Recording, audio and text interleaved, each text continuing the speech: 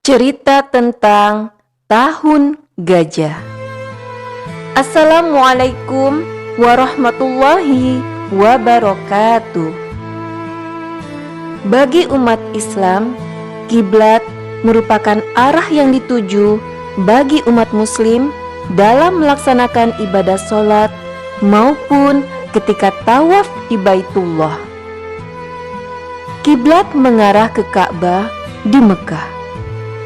Umat Islam berbondong-bondong dari penjuru negeri mendatangi Ka'bah untuk beribadah kepada Allah Subhanahu wa Ta'ala. Orang-orang Muslim sedunia rutin melakukan haji ke bangunan yang didirikan Nabi mereka, Nabi Ibrahim dan Ismail. Kala itu Rasulullah belum lahir di tengah bangsa Arab. Kisah Abraha inilah yang kemudian menjadi pembuka kisah lahirnya Nabiullah Muhammad Sallallahu Alaihi Wasallam. Maka terdengarlah kabar tentang Ka'bah ke telinga Abraha.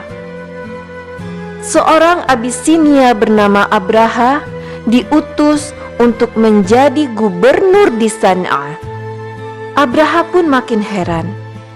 Bangunan macam apakah yang mampu menarik kunjungan seluruh bangsa Arab? Tak mengakui kesucian Ka'bah, Abraha spontan segera berpikir untuk menandinginya. Ia pun memutuskan membuat tempat ibadah yang tak kalah suci, namun jauh lebih megah dari Ka'bah. Ia membangun sebuah katedral yang berlapiskan emas dan sangat megah di San'a untuk Raja Negus, dengan harapan dapat menyaingi Ka'bah di Mekah sebagai tempat penyembahan bagi seluruh bangsa Arab. Buatlah sebuah bangunan yang sangat indah, sehingga orang-orang Arab dan seluruh dunia tertarik ke sini dan meninggalkan Ka'bah, titah Raja Abraha kepada pejabat istana.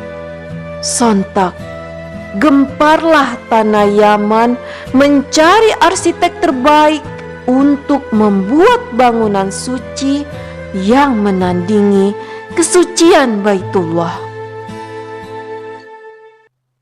Dalam waktu singkat, jadilah bangunan megah nan indah bernama Al-Qulais. Namun, apa yang terjadi?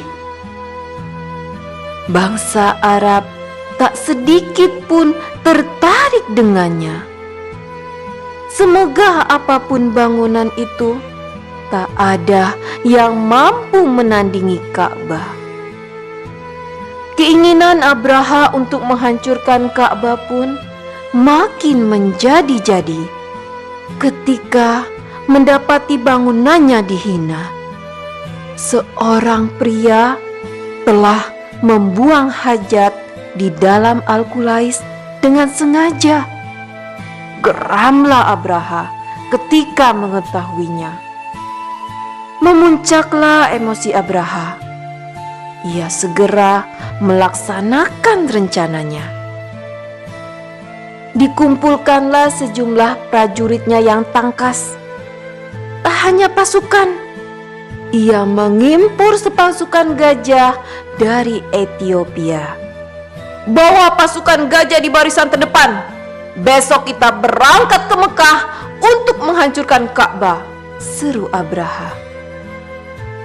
Keesokan hari, ribuan gajah dan bala pasukan pun berangkat dari Yaman menuju Mekah, tanah suci umat Islam. Abraha memimpin sendiri pasukan tersebut. Ia menunggangi gajah yang terbesar di antara pasukan gajah tersebut. Tak lama, tibalah rombongan Abraha di dekat kota Mekah, tepatnya di kawasan Mugammas. Mereka berhenti sejenak, sementara Abraha mengutus seorang utusan untuk menemui penguasa Mekah.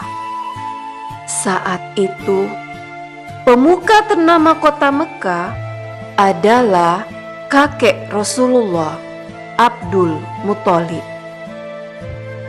Mendengar kabar pasukan di dekat Mekah, Abdul Muthalib menjawab, "Demi Allah, kami tak ingin berperang dan kami tak punya kekuatan untuk melawan kalian. Akan tetapi, jika Abraha ingin menghancurkan Baitullah, lakukan sesuka hati. Namun, aku yakin Allah tak membiarkan rumahnya dihancurkan," ujarnya. Cukup lama pasukan Abraha beristirahat di Mugammas.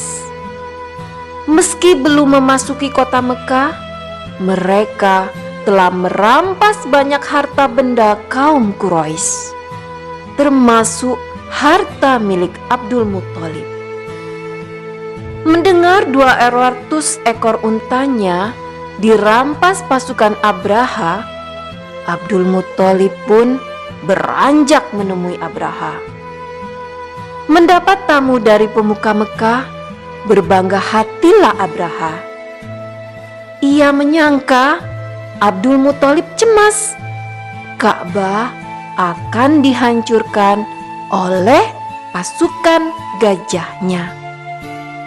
"Apa keperluan Anda hingga datang kemari?" tanya Abraha kepada kakek Rasulullah dengan congkak. Namun, jawaban Abdul Muthalib sangat di luar dugaan Abraha.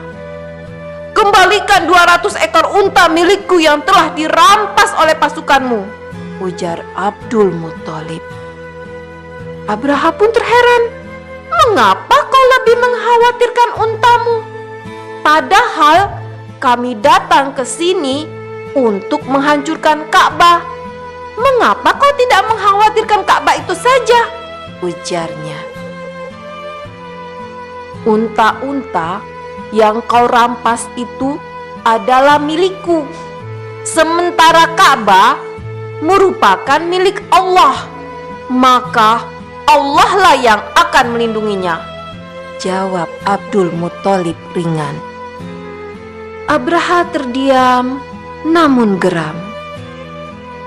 Dikembalikanlah unta-unta milik Abdul Muthalib. Saat kembali ke Mekah, Abdul Muthalib pun memperingatkan warga kota agar berlindung menyelamatkan diri. "Wahai kaumku, tinggalkanlah Mekah, berlindunglah ke bukit. Sungguh, aku melihat pasukan Abraha yang besar dan mustahil kita lawan," seru Abdul Muthalib. Bergegaslah warga Mekah meninggalkan kota. Sementara Ka'bah tetap berdiri, tak satu pun warga yang melindungi. "Ya Allah, kami menyelamatkan diri kami, maka lindungilah rumahmu ini," doa Abdul Muthalib di depan Ka'bah sebelum meninggalkan kota. Sementara itu, pasukan Abraha pun bergegas menuju Mekah. Hentakan kaki gajah telah membuat bulu kuduk warga Mekah merinding. Mereka berpikir inilah hari akhir bagi kota Mekah. Abraha pun memerintahkan untuk menyerang. Namun tiba-tiba gajah-gajah enggan melangkahkan kaki. Mereka hanya terdiam dan enggan untuk menyerang. Meski telah dicambuk sang majikan. Gajah-gajah itu berbalik arah dan enggan menuju Ka'bah. Gajah-gajah itu justru hanya berputar-putar saja di lembah Muhasir dekat Ka'bah. Abraha geram dan terus memerintahkan pasukannya untuk mencambuk gajah-gajah itu agar menurut. Namun pasukannya kehabisan akal dan kelelahan menangani gajah yang menurut mereka telah terlatih tersebut. Hingga kemudian tiba-tiba datang rombongan burung dari angkasa. Jumlahnya amat banyak yang mengerikan. Setiap ekor burung membawa batu-batu panas, menargetkan pasukan Abraha. Burung-burung itu pun melemparkan batu membara tersebut. Setiap yang terkena batu itu, ia langsung binasa. Melihatnya, panik dan bubarlah pasukan. Mereka berlarian mencari tempat berlindung. Namun tak ada yang selamat. Mereka binasa, bahkan sebelum menyentuhkan sedikit pun jemari ke Baitullah. Pasukan Abraha binasa dan selamatlah Ka'bah. Allah selalu melindungi Ka'bah hingga akhir zaman. Tak lama selang waktu berlalu, tepatnya pada tanggal 12 Rabiul Awal tahun Gajah, bertepatan 20 April 571 Masehi, Nabi Muhammad Sallallahu Alaihi Wasallam dilahirkan. Karena itulah dinamakan Tahun Gajah.